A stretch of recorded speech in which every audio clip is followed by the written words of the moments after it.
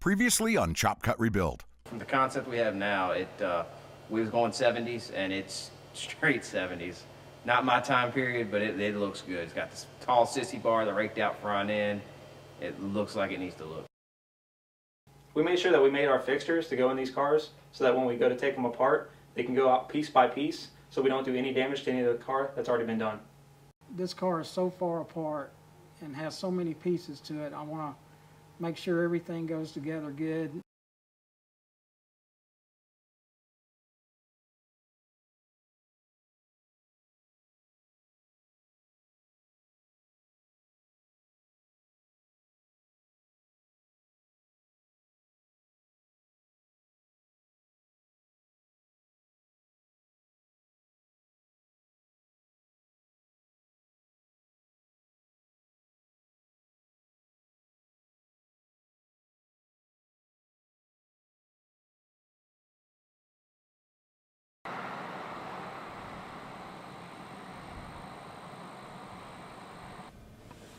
Morning, Keith.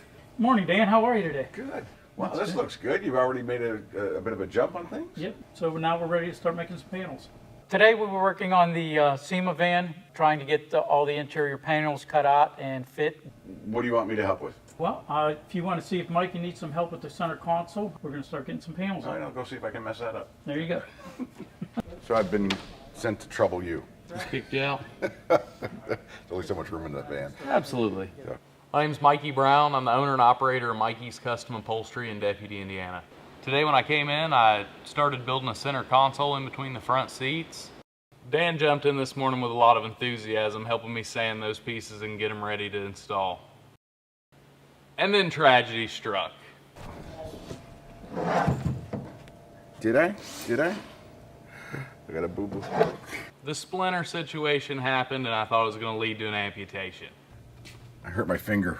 Did you really? Yeah, a little bit. Well, maybe you can hold something in place for me and Okay. let it heal. As long as I don't have to use that finger. A normal person would have probably took the rest of the week off, but Dan jumped right in and just fought through the pain. The panels in the van are being made out of 1/4-inch Luan with a wood backing on it for support. I use a masking paper as a paper pattern. Then once I get the pattern on the paper, I can transfer it over to the Luan, and then I can get the pieces cut out, and usually everything fits pretty good. So towards the end of the project today, we were working on the center bulkhead. And what was nice about the bulkhead, it kind of separates the front section of the van to the back section of the van. It's still there, it won't go away. See the purple part? It's terrible. Isn't it? Not only that's terrible, but how much I'm whining about it's terrible too. Just the complaining. Yeah. What are we doing? What are we ready for? We're about ready to start test fitting. Okay.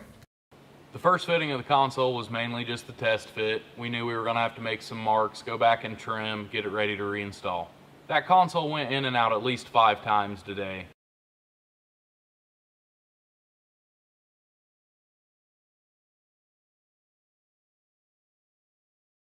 Oh, that's much nicer. How you fit to the dash? Yeah, that's gonna all blend in together as one. So what about this as storage? It'll be storage from the back side, and then we'll have another compartment here because we need to get this high. What we made today was mainly a pedestal for our armrest box. It's going to have an armrest lid with 1 inch of foam, and that's where the most comfort's going to come from using it as an armrest. Today we had visitors down from Duncan Aviation. This is the project I was talking to you about. This is where we're going to put a refrigerator in here and a cabinet back here to hold our glasses and beverages, you might say. I kind of have a mock-up of what it's going to kind of look like. These guys from the bank? Dan, this is Todd from Duncan Aviation. How you doing, Dan? Hey, how are you? My name is Todd Wright. I'm the Interior Assistant Manager for Duncan Aviation in Battle Creek, Michigan. They work well with the school here. We have students that work up there. Their main job is they take private jets and redo the interiors of a private jet. Working with the aircrafts like you do, I know you do a lot of custom interiors in the aircrafts, and I thought if you had something that somebody didn't like that we would like, it would be great to utilize that inside the van. Duncan Aviation is willing to help with the advice, expertise, any way that we can, and also going to go back and take a look at any old deleted equipment from an aircraft and see if it might be able to be used in this. The design in the van is basically coming from my imagination, you might say. There's no plans for it. There's no idea. We have no rough idea what's going on. We're just kind of playing it by ear and winging it, you might say. I don't know what it is about this van, but I can already feel sideburns and a mustache growing.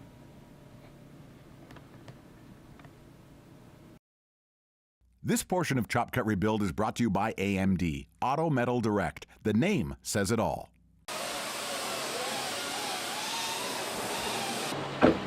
The Dodge Daytona took a horrendous hit early in its lifetime.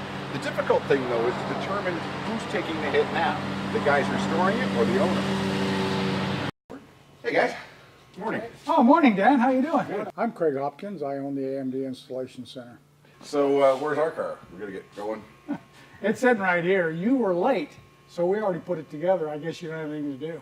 You know, I always like to kid around with Dan. He likes to kid anyways. So when he came in, we had the call together and told him he came on the wrong week and we had finished it. What, I mean, this looks like you're almost done. It's a mock-up. Okay. So We have to mock the car to make sure everything will work before we weld it. So we're going to blow it all apart. Now it's going to blow apart. You're here. Welding's going to begin.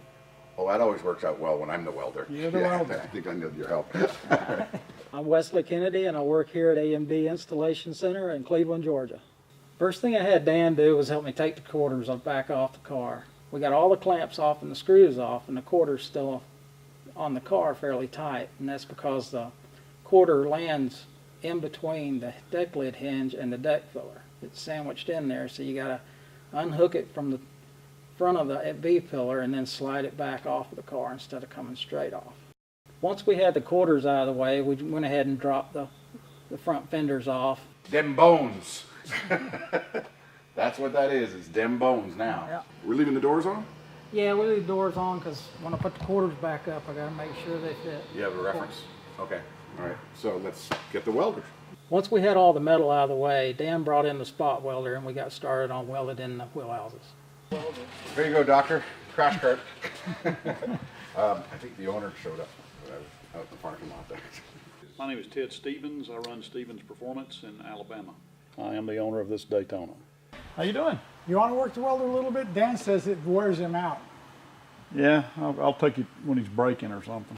You know, one of the unique parts of our business is we use a three-phase liquid-cooled spot welder.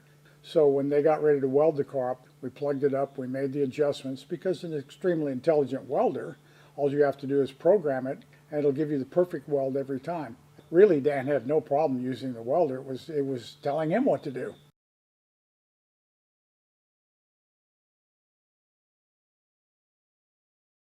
One of the high points for me was watching Ted actually shoot welds into his own car. He had an opportunity to do something that very few people do. He welded his own car together.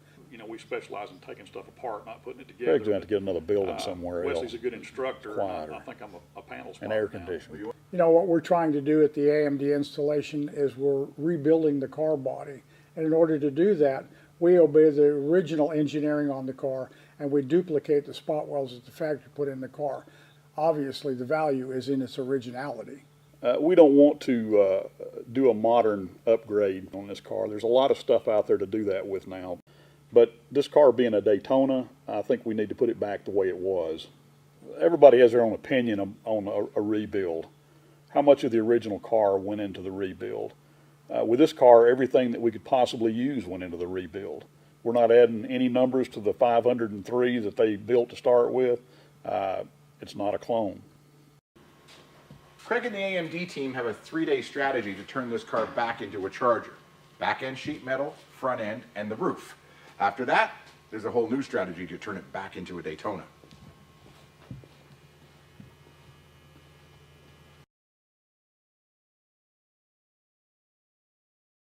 This portion of Chop Cut Rebuild is presented by Wyotech. Make your passion your career. Turn pro at Wyotech. Product, and first and foremost, it's always the first product used in every install. Hey! Hey, Dan, how are you? Good morning. Nice to see you, Tim. Good morning to you. This is Mikey. Mikey, nice to meet you. And you're a grad, I hear, right? Yeah, I'm a grad. These are about to be grads. I'm Tim McCarthy. I'm the founder and chief executive of HushMat. Dan invited me down to come and work with the Wyotech gang. last time that I worked with you, you had a kit that you didn't have to just buy rolls and rolls of stuff. It was pre-made, right? That's right, Dan. Now we have over 12,000 kits. Wow. All right, well, let's show these guys what we need to do. All right, so who's doing what? What do Basically, we need a trimmer, Okay. and we need 3 installers. So if you have a roller, you're an installer. That's right. If you have the scissors, you're the You're trimmer. the trimmer. My name's Mikey Brown. I do custom upholstery. I'm from Deputy, Indiana.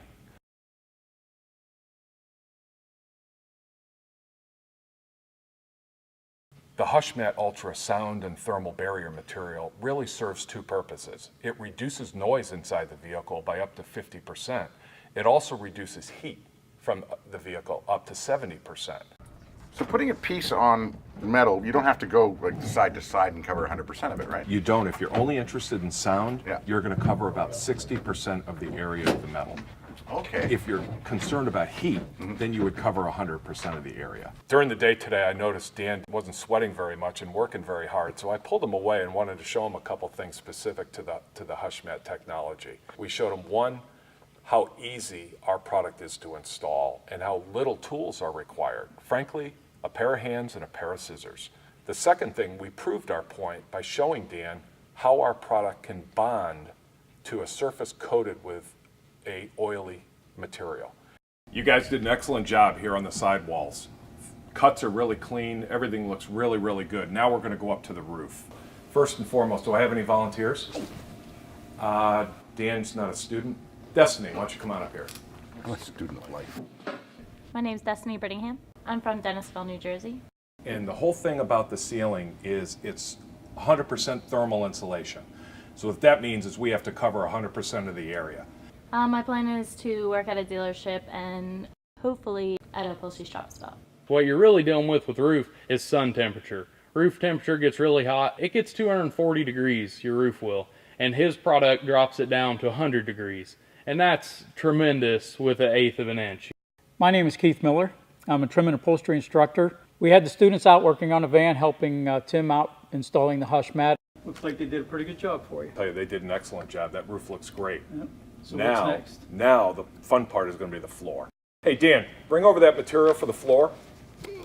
Okay, all right, I got it all good. Good to see him working. This is not heavy, it's just heavy for me.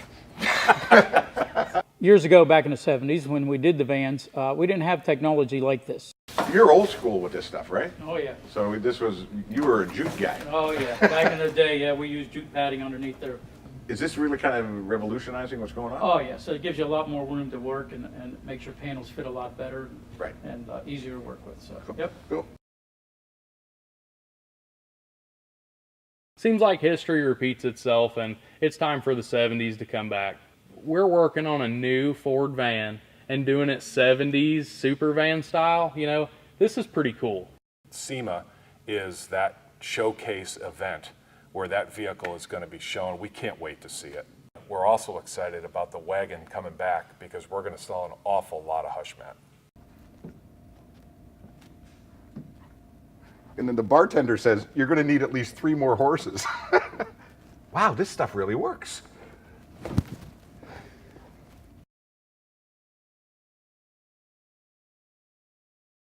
You're watching Chop Cut Rebuild.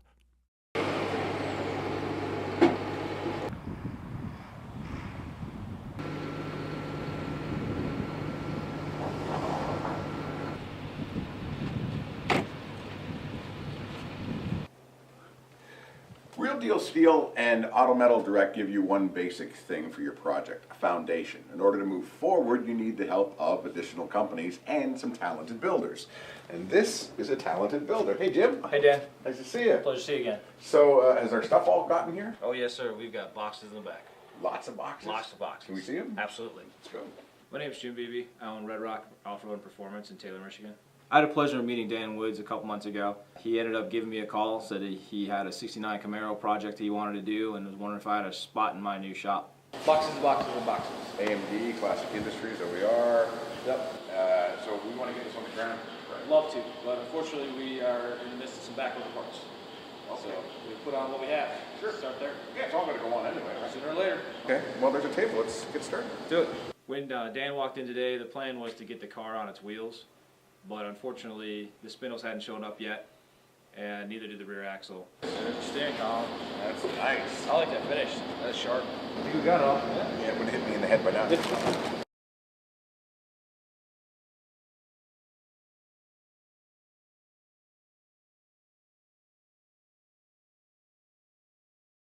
One box off. I think this is a surprise box. Surprise box? I noticed one box today when we were going through the boxes that wasn't on the packing list. So that looks important. Yeah, you know, you need this so much. And it turned out to be a set of stools from Classic Industries. Well, I gotta have a place to sit to watch it work. Supervisor. Use a supervisor stand. That's what it. this is. I'll take care of these, and you can do the heavy lifting. Perfect, thank you. I think Dan felt a little need of competition earlier this afternoon. He decided to try and race me, whether he could put a stool together faster than I could put the control arms on the Camaro.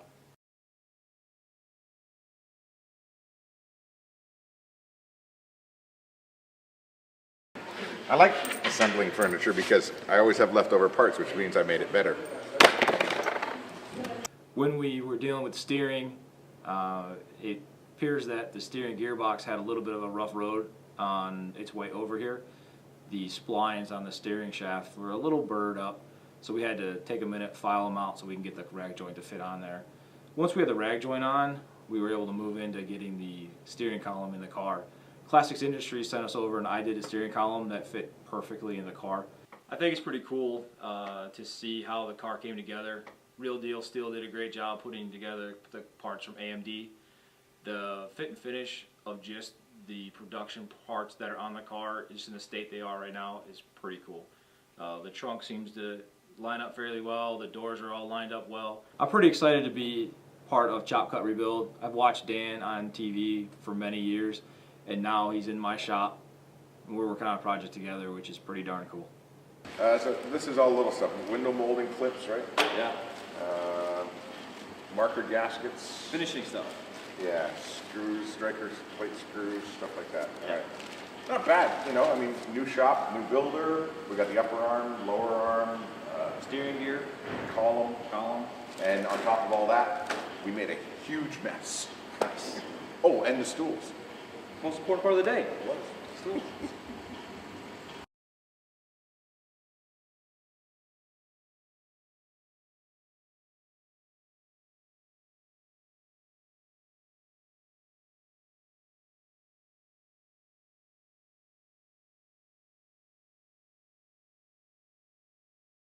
Morning, guys. Hey, Dan, how are you, man? Good. Hey, guys, how are you? Good. How are you? My name is Justin Peck, owner of Race Pro Technologies and professional race car driver. We're out here on a Sunday, we're thrashing, we're trying to get things ready for our next race in Parker, Arizona, which we're leaving in 2 days. Once we get everything unloaded, then we focus on to the next task at hand. Every morning I do take the Gear 49 supplement. Race car drivers live in tenths of a second. So everything happens super, super fast, and the focus while you're driving is imperative. So this is the trophy truck. The trophy. Why is it called the trophy truck? We win trophies in this thing, man. That's the point. This is built for long distance stuff. So races anywhere between like 250 miles up to 1,200 miles. So Baja 1000 type stuff. This is beautiful work. This is all custom work? Yeah, all custom for sure. Yeah, we spend a lot of time, you know, in CAD and engineering our own parts. So the upper arm, the lower arm, everything here is all fabricated. Yeah, tie rod ends.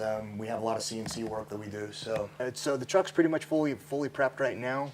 We did notice there's a small leak in this shock housing here. So we're gonna take that off, check the seal, make sure the seal's okay, and put it back on. My name is Blake Stewart. I'm from Sandy, Utah, and I work at Race Pro Technologies.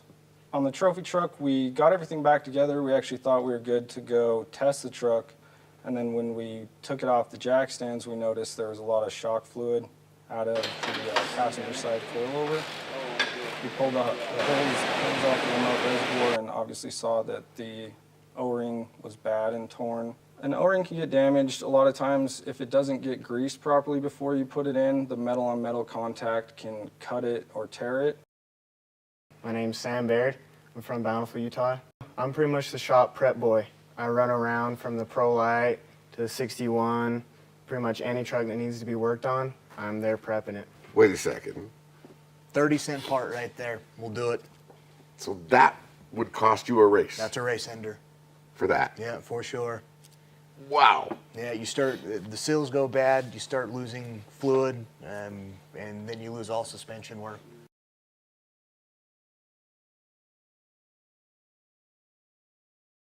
You're building another one over there, right? Yeah, that's going to be another fun car. My name is Talon Harker. I am the welder and fabricator here at Race Pro Technology. The tube we were putting in on the Pro 2, it's a regulation tube, so it has to be I want to say it's a 2-inch tube, 1/8-inch wall. The way we did that is we used the tube notcher, cut it at a little 30-degree angle, grinded it down to a material thickness, and then polished it up so it wouldn't contaminate the weld.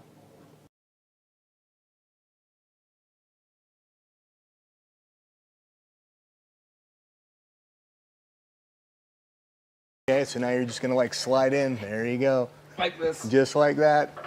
Giving Dan a ride was fun.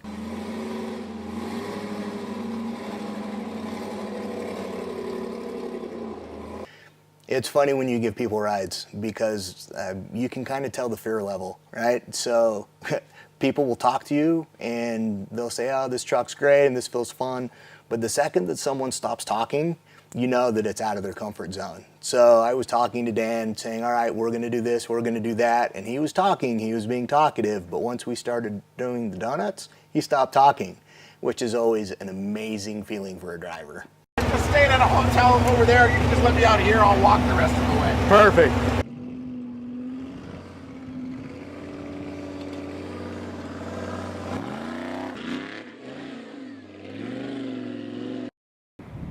I know why you wear glasses when you drive. Yeah, it's off-road, baby.